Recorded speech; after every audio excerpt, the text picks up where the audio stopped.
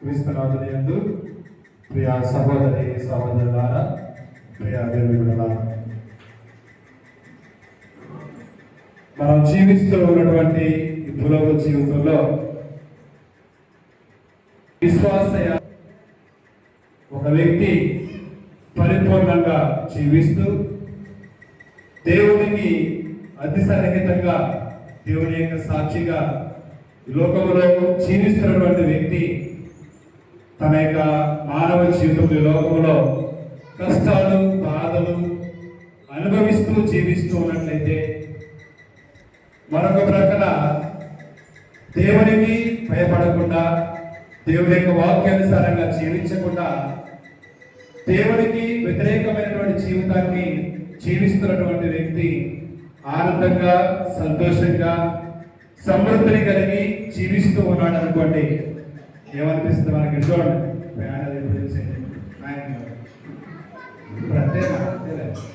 అడిగిన ప్రశ్న ఒక్కలేదు కదా.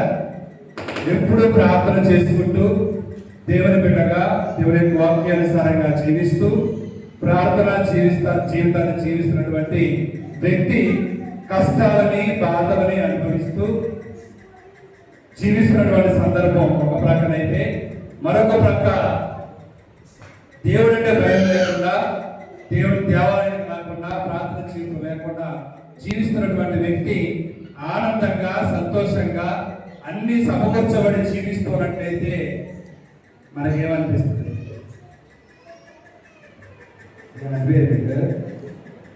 అర్థమైన ప్రశ్న. ఏమనిపిస్తుంది? బాధ అనిపిస్తుందా? ఇదేంటి, నేను ఎప్పుడు ప్రార్థన చేస్తూ ఉన్నా, దేవాలయం వెళ్తూ ఉన్నా, వాక్యానుసారంగా జీవిస్తూ ఉన్నా, అయినా కానీ దేవుడు నన్ను విడిచిపెట్టాడు. అందుకే నాకు ఇన్ని కష్టాలు, ఇన్ని బాధలు, ఇంత దుఃఖం, ఇన్ని సమస్యలు నాకు కుటుంబంలో అని చెప్పి మనం దేవుడిని నిందిస్తూ ఉంటాం.